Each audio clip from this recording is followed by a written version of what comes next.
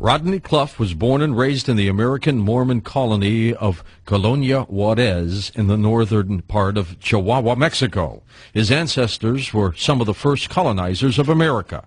He traces his ancestry back to the Anglo-Saxon Vikings to the tribe of Ephraim of the House of Israel. Rodney became interested in the hollow earth theory while working on a New Mexico farm at the age of 16, where the farm manager's son told the workers about the theory. Years later, Rodney saw an advertisement for Dr. Raymond Bernard's book, The Hollow Earth, and thereby started many years of study and research that has culminated in his e-book, World Top Secret, Our Earth is Hollow, which is available on his website, which I'll tell you about in a sec. Currently, Mr. Clough works as a computer programmer analyst and continues his research into evidences for hollow planets as a hobby. Our special guest tonight on Coast to Coast. Rodney, how are you? Very fine. My pleasure. Boy, I've been wanting to do this topic for years, and I'm glad you're with us tonight, and appreciate the fact, even during a holiday season, you'd spend some time with us. Well, very glad to be with you. The story that you were told when you were working on the farm, can you relate that to us? Yes, when I was 16, with some colony boys, we got a job out on a New Mexico farm that was managed by my uncle's brother. And the guy that I was working with was an older fellow, also from the colonies. And one evening he told me that the farm manager's son had told him about this book that he had read, The Hollow Earth. Mm-hmm. And he commented to the boys that he thought it was an ideal place for the Lord to hide the lost 10 tribes. And that piqued my interest, and it just stayed in the back of my mind.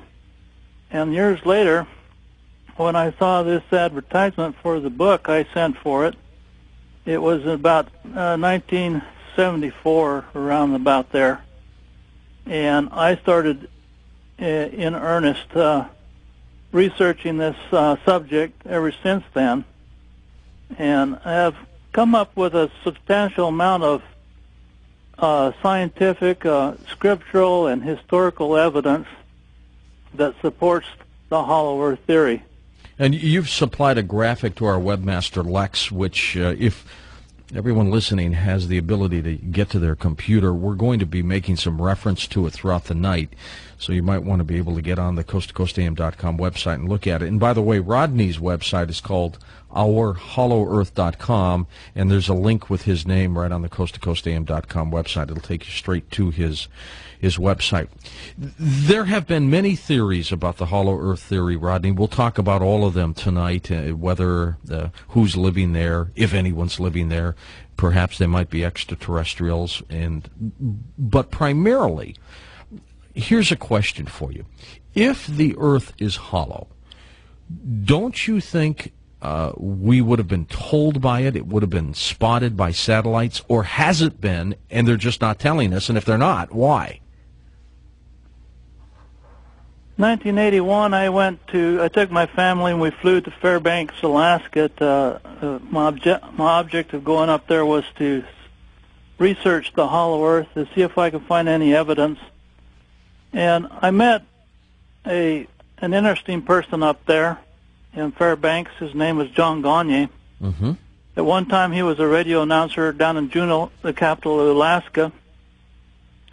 And one weekend, he was out with his buddies outside the city, and they happened to notice a light up above a mountain nearby them.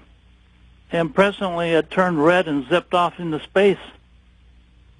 And then back on his radio station, he brought up the subject and asked if anybody had seen the UFO over the weekend that him and his buddies saw. He says that shortly after that, a woman came in to talk to him. Her name was Sylvia Darvell.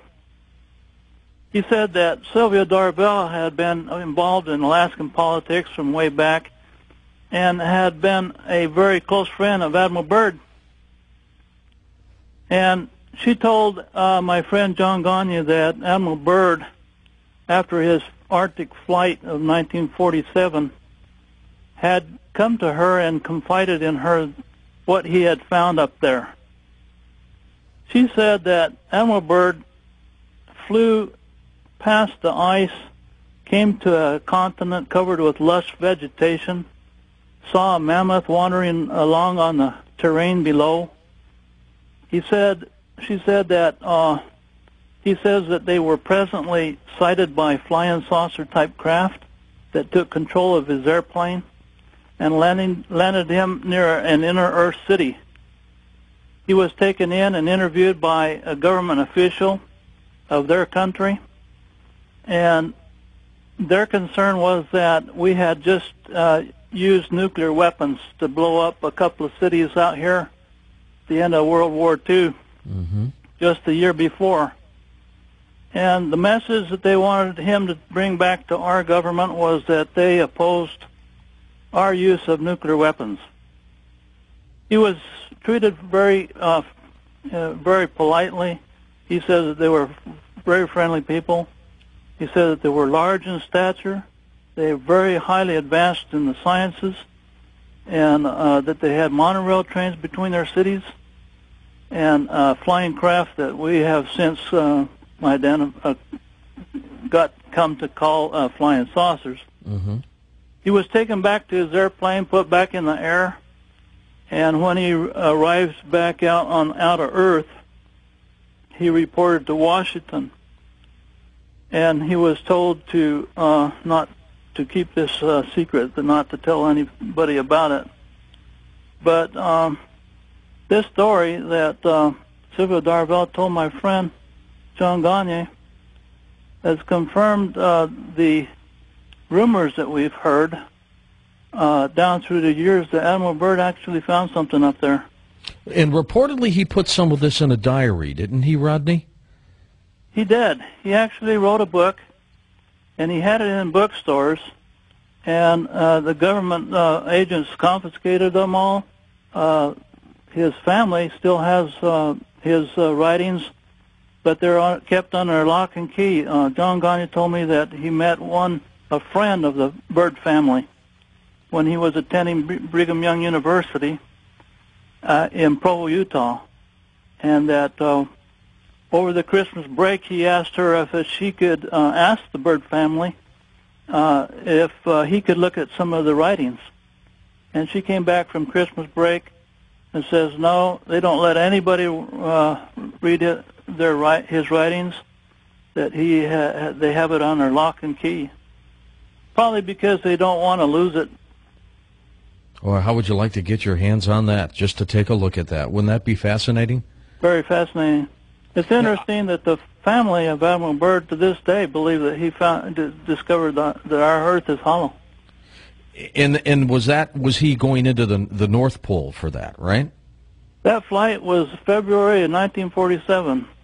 North Pole, though, not South Pole. North Pole. Yeah. Now, I assume Sylvia Darvell up there in Alaska is no longer alive. Is that correct? I don't know. I really don't know. Because that would put her way up there in years.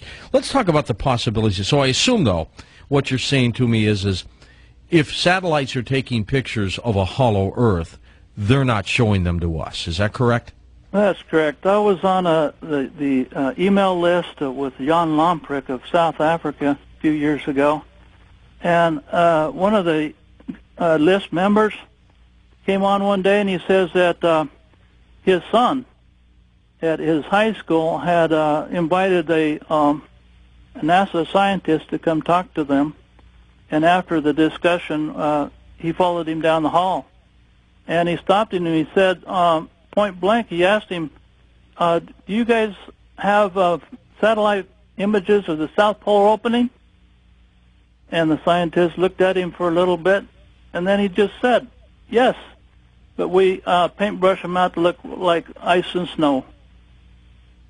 So there was a confession by this scientist. Now, is this hollow Earth theory, is this supposed to be a hole that goes straight from the North Pole right through the planet to the South Pole? Or is there some break in here? Because, I mean, something's got to be there's got to be, for something to be that long. I mean, it's got to be, it's huge. So I can't picture that. The Earth is similar to a bubble or a ball. It has a shell. My estimate of the thickness of the shell is about 800 miles from the outside to the inner surface, up near the pole, thinner towards the equator, because indications are the acceleration of gravity increases towards the pole, requiring more matter. And that inside the Earth, suspended in the hollow, is a central sun that emits a solar wind out through the polar openings, causing the auroras to light up above the poles. And that near about